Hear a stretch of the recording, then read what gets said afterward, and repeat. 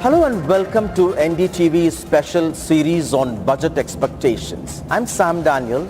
We come to you from the Guindy Industrial Estate in Chennai, the first in South Asia. MSMEs are the backbone for the country's economy. They account for 45% of exports. Tamil Nadu ranks number one in MSMEs with 16 lakh units across the state. We are joined by captains of the industry in Chennai.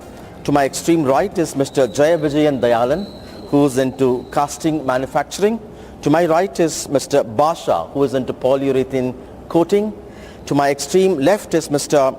Giresh Pandyan, who is also the president of the Industrial Estate Manufacturers Association, and he is into bulk material handling systems. And to my left is Mr. Shanmuga Velayudan, who is into electrical equipment manufacturing. Gentlemen, thank you very much for your time to share your views on Thank you. what you expect in the upcoming budget. If I can begin with you, Girish, your key demand is under indirect taxes, simplifying the GST laws for MSMEs, particularly for micro industries. Correct. To start with GST, there was a lot of taboo about GST in all these years, but now GST has been to an extent implemented all over the country. People are used to all the GST laws, but frequent changes in GST tariffs and norms has proven to become a very tough issue for the small micro units who don't have a dedicated accounting system or an accounting department to comply with these type of laws. They also have to, all of them are a one-man show, a small unit with about one or two machinery factory setup. They depend on a consultant. Frequent changes in laws will have a lot of, it's still having a lot of issues at the lower spectrum of the MSME units. Right. Reverse charge. RCM. Yeah, that's one major demand. Yes, reverse charge mechanism should be totally abolished. So it really no benefit to the government. It only added to the burden for the manufacturing units. So it should be abolished. That's one. Another point I want to insist is that is audit. When audit is now putting for 7 years from the inception, they are putting audit. Right. So it should be educational audit for the first 2 years. Then it can be punitive audit. Whereas the first audit itself, they are going for a punitive audit, which makes the manufacturing units have some aversion for the GST. This should be eradicated. One third point I want to insist is the budget should be in a growth-oriented budget. So we should bring more manufacturers into the fold of GST. We should motivate them to bring into the GST, for which the micro industry should be motivated, give some incentive to them so that they will love to come to the GST by giving notional credit to them. Another demand you said is to give GST credit only after payment of bills. How important is that? Many things what happens is, especially for government supplies, they hold the 10% of the GST till 6 months installment, still it's getting paid. So as a unit, they find it very difficult for the supplies. That is the main point in GST. And GST credit, see, we have one issue. When we take input credit and the supply doesn't pay, then it has to be somehow that person should be liable to pay. But in now cases, since he is not paying, the person who is taken the input without with a good faith that he would have paid is getting into a lot of issues that they have to pay penalty or they have to refund the input tax with the fine, which is really causing a pain. So your demand is? There should be a furthermore channelizing and simplification of this credit methodology. Another one small issue is on e-way bills. When a vehicle is going, Right. Probably from here to Bangalore or here to Pondicherry or anywhere nearby, and vehicle gets into a problem and they change the vehicle in the midnight. It happens especially in midnight, and they change the vehicle and it goes through. Then because of the number being changed, unknowing what is the real reason, because the GST inspector is not interested in understanding the problem, but the penalty for that is paid or very heavy, and it's very, very difficult for a micro and a small industry to bear that much of pain, which is a genuine problem, because in mid of night, You can't expect someone to come and change the e-way bill. It is a real big problem. And this has to have some methodology to understand and sort it out, because paying 1.5 lakhs, 2 lakhs, because there are cases which small industries have paid. Right. You have a particular demand with respect to banks when it comes to micro industries in particular. Tell us about that. The small scale, the MSME sector is the backbone of the Indian economy, which give 45% of employment, 45% of the national growth. And mostly it gives from the MSME sector, particularly from the micro industries. We had for export, 15 years back, export incentive, we request our finance minister, madam, to particularly for micro and small scale industries, kindly give us a export benefits incentive to us, in which our India can grow par with the China shortly. Thank you, everybody. I would like to add on to this. Right. The government has come out with the Make in India scheme. So all the, not all the majority of the MSMEs are geared up towards this Make in India scheme, are moving to the next level of equipping themselves to be able to indigenize our products, basically import substitution. So our capacity is increased, which means over a period of time we can export also. But they're not all of them are looking at export markets, because some are wary of countries as to where I can export, how I'm going to export. If you see African countries, still it's a big question mark whether I'm going to export to them. So the MSME units in our country, however much you are giving them the thrust to make in India, basically import substitution of the units, they should be help them to export also. India should become the next China or be better than China, because our MSMEs are the growth engine. We should be able to export as many countries as possible. But how many units are exporting? Very less, because again there is an awareness, lack of awareness. How are you going to do it? You handhold them with the local state bodies, tell them about the different countries, the market potential of all these countries, and then sensitize of the export potential which is there. You told me about the need to ensure that when the country gets big ticket investments, that should actually percolate down till the MSMEs, so that India can have its own brand like the Foxconn. Tell us about that. Yes, definitely. Whenever a foreign investment is coming here, they are bringing their own ancillaries to the India. That means we don't have the opportunity to develop new products, or we cannot enlarge our existing units. So while signing with or bringing the new investment from foreign countries, it should be insisted that at least so much of percentage should be purchased from the local MSME units or indigenous MSME units.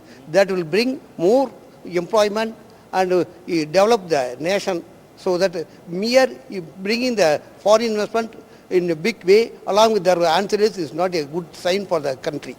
So many of the things are not known to the medium and small scale. Right.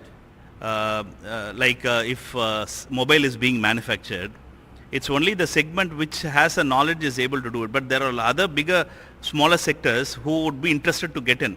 But the hand-holding to the industry, that is a very big gap. With the things coming in, like Tata is coming up, Foxconn is coming up, it's very good for an employment level. But for a micro or small scale industry to go up, there should be a hand-holding mechanism which is definitely required. Either an agency to develop or a thing which will help to boost the youngsters and the industry together to go to a different level, which is done in probably Korea, Japan, China, all these areas it's being done. You were also talking about key man gratuity scheme as a key demand.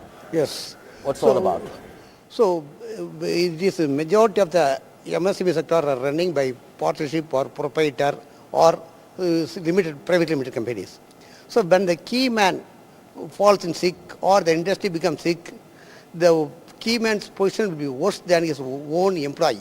Mm-hmm. The employees are insulated or protected by way of gratuity, provident fund and other things.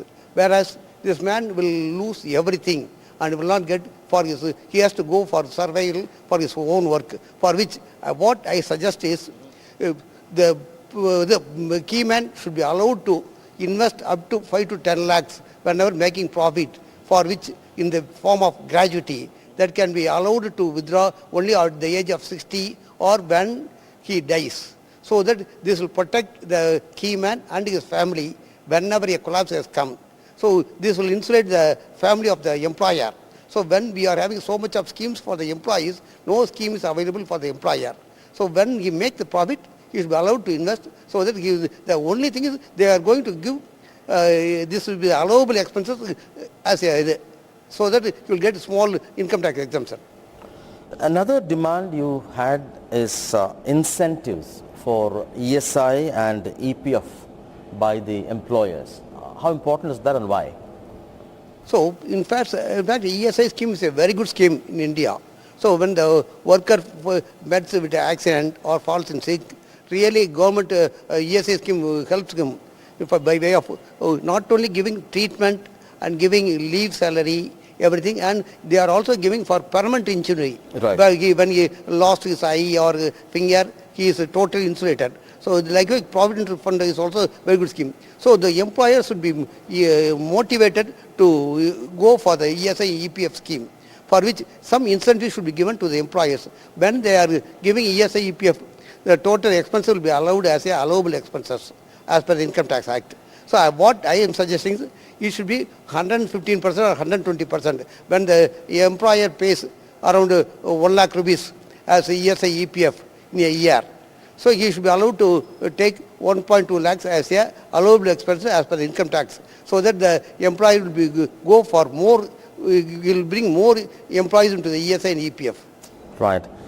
And notional credit for micro industries, that's a key demand again? Notional credit is because, again, as I told earlier, these really micro small ones which are under the 20 lakh turnover slab, 50-60% of them are still not registered under the GST network.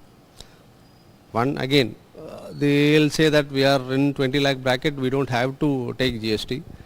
We are not able to buy from them because we don't get input credit, so we naturally go to his competitor. Because we have to buy from a GST supplier, and then the issue is when I buy from him, he doesn't have a GST. The material, when it comes to my factory, again there is an issue while transit. So notional credit is a system where you give them a notional credit to these units which are under sub 20 lakhs and bring them into the GST fold. Just like how UPI digitized the entire people, and so many people who were not in the banking sector got into the banking sector. Right. These micro, small, really micro units can come into the GST fold, and these micro units will not stay micro for a long period of time. They will become 30 lakh turnover, 40 lakh turnover. 20 lakh is just for a short period of time. Right. And then automatically they will move from 20 to 30, 30 to 40, then they are already in the GST network. Removing the disparity of taxes between the private companies and partnership firms, that's another major demand? Yeah, because in income tax, the partnership companies pay around 30% and private limited pay around 25%, which is a big difference for any companies. Yeah, because private limited are essentially within the family or one person outside. So, and partnership are mainly within the family or one more person outside. So there is definitely there is a strain in the whole system. So it should be uniform, or there should be some methodology to give a difference. Yeah. And empowerment of local banks is one key demand, especially when it comes to higher limits in terms of loans. This country today, in the past 10 years, the engineering graduates are coming, studying in well and coming for start the industries.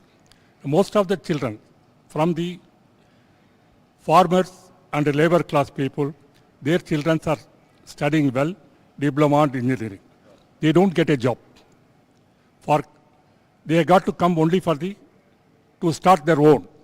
Their father will have a small 1 or 2 acres land, they sell it and they start it. For those people, you must help. He is basically saying give incentives to the first generation entrepreneurs. The That's father very is a important. farmer, Right. he wants his son to be educated in engineering, and this engineering graduate wants to start an industry, yes, you incentivize him by giving him the, that's what he is basically I trying will to add say. one more point. Is on the CGTMSC, which is government is really, that's a very good scheme which we right now we have. But the challenge is, it's only up to 20 lakhs, which is government, even the central government is generously saying that it's 2 crores to 5 crores it should be done. But the reality when it comes, banks are under tremendous pressure and they are not able to give about 20 lakhs CGTMS at all. They require a collateral. Right. So it's not that everybody, see right now a CNC machine if you wanted to buy, it costs around 35 to 40 lakhs. And the poor chap has a experience, he comes with the experience knowing one or two customer, thinking that the bank will give, he will bring his 20%. You work out the economics, he has to pay, invest on the small rental, thinking that he would add, he would also go above, he will also grow. But then once he goes to the bank, seeing the reality, really, these younger generations, they get demotivated because they are not able to give, they require a collateral. And when you are a starter, I'm very sure nobody comes for support. That's what normally happens. Even your own family, understanding your ups and downs, probably they don't support. So I would then definitely request, this has to be definitely looked into the system, which would definitely help a long way for the entrepreneurs to come up, because India is a very young generation country. So we need lot of entrepreneurs to come, and definitely the collateral part should be definitely taken care. You had a specific demand in terms of empowering local banks so that they'll be able to expedite loans. Now, everything is centralized. They have formed committees at various levels. So banks are interested to bring new customers to their bank, whereas they are reluctant to patronize the existing customers for obvious reasons. So whenever an enhancement of loan is there, they will refer to the higher up some committees which is far away in Bombay or some other place, which cannot be. Unfortunately, there is a communication gap between the entrepreneur and the new committee. So if it is the existing same AGM or DGM committee is there, they will know better customer relationship. But unfortunately, this faraway place, they are not knowing the customer, they are not knowing the relationship. Even after 40 years, 50 years relationship, they are simply raising queries, which makes they are going away from nationalized bank to the private banks. Right. You wanted a kind of an amnesty for defaulters when it comes to registration of companies. Yeah, government came up with ROC, restart scheme in 2020. But by the time it came, there was a challenge as courts were closed, so many of the DINs were not upgraded. So they have to necessarily go to the court, but because of COVID, courts were not working. So it got postponed. And I know for small issues, now these ROCs for small scale industries, for the name of private limited, they've opened and now they are suffering. They are interested to open it again and run. Right. But because of the penalties and fines, they are not able to revive. I am very sure thanks to the government, because on GST, government got a very good amnesty scheme, and many small scale and micro scale companies closed and restarted. Really a wonderful scheme. Right. If a same restart scheme can come in 2024, completely wiping out the penalties and this, just paying the existing taxes, I mean whatever his penalty is, then I'm very sure many companies would definitely thank the entire system, because they are restarting and a lot of people will get benefited. Right. I'm very sure it will be a great start for a small scale industries. So added to this point, compliance in private limited is a little bit difficult than maintaining the partnership firm. Right. So people are reluctant to go to whereas a small private limited company cannot have a full-time secretary. He has to depend only on a part-time secretary. So whenever a part-time secretary fails, it affects the unit. The entire system, exactly. Entire Correct, system. Sir. Correct, sir. So that has happened in many of the units. Many of the units, very right. Right. Krish, you were talking about the need for import substitution when it comes to MSMEs, and particularly what you called as non-tax barriers to help local MSMEs develop technology like farming equipment. Tell me about that. If you see, India is, how much ever we talk about manufacturing to be improved, we are still an agrarian community. Majority of our revenue comes from agriculture market. 47% of the agricultural equipments are imported from China. How much ever we try and say that Make India scheme has to be there. There are very good companies who are manufacturing the similar products or equipments in India. But when you look at the market is flooded with Chinese imports of the similar agri implements. These implements, when it is bought by the trader and sold in the market to the farmers, these farmers apply for a subsidy. And so these Chinese products are getting subsidy indirectly. Vis-a-vis, you're pitted against an Indian manufacturer who struggled all these years. So he is at a disadvantage. The Indian subsidy system is going to a Chinese company. So there again, said you should incentivize the agri implement manufacturers of India and bring in more import tariffs for companies who are importing these products from Chinese companies. Right. So in China, some of the products are subsidized or production cost is reduced artificially, by which they are selling at a lower price than the Indian production cost. That means they are killing the local MSME sector. So Indian government should be alert that wherever we are having sufficient production capacity is there. So before going import, allowing them import, or they should increase the tariff, or they should put some artificial barrier. Otherwise, the local MSME will be in trouble, particularly manufacturing agriculture implements. If you see all the big ticket investments we are talking about, similar clause is there for defense. A Scorpion submarine, if I have to place an order, of the government of India places an order with the French government, the clause states that 70-80% has to be made in India. Right. Only then we will give you that order. The order is like so many billions. It's a Mirage deal, or whatever it is. All these deals of indigenous manufacturing is strictly mentioned in defense deals. Right. These automobile companies, when they come to India, that clause is not there. So they bring in their ancillary units. Right. These agricultural implement companies are small companies. They are not big ticket investments to attract the attention of the government. So the tariff is not there. They are coming here. Again, you are at a disadvantage when compared to different industry segment. Whereas on the other side, you say make in India, make in India, make in India for all the MSME units. And one more thing is, some of the products manufactured in other countries, they will bring to the most favored nation. So India has signed with some of the countries like Nepal, other things, we are signed as a most favored nation. Right. These products are bring to the most favored nation and bring it here with lesser tariff. That means they are artificially killing our local MSMEs. So this should be scrupulously scrutinized and this should be protected by MSME sector should be protected. Lastly, no long retrospective GST audit. That's the key demand. First 2 years should be educative audit. But now there are systems where the enforcement team or the audit team has been sent to units for retrospective audit of the units from 2017 when GST was implemented. Now we are already 7 years down the line. 3 years is fine. In between 2 years there was Corona. So the units have struggled in all these years, and we are recovering from all kinds of pandemic and issues.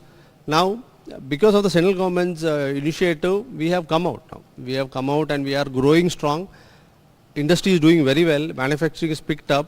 But these kind of issues which pull us down by way of retrospective audit will slow the momentum of growth for the country. Thank you, gentlemen, for your time. And MSMEs are the growth engines of the country, and key demands under direct taxes, indirect taxes, banking and infrastructure. Hope the Finance Minister is watching.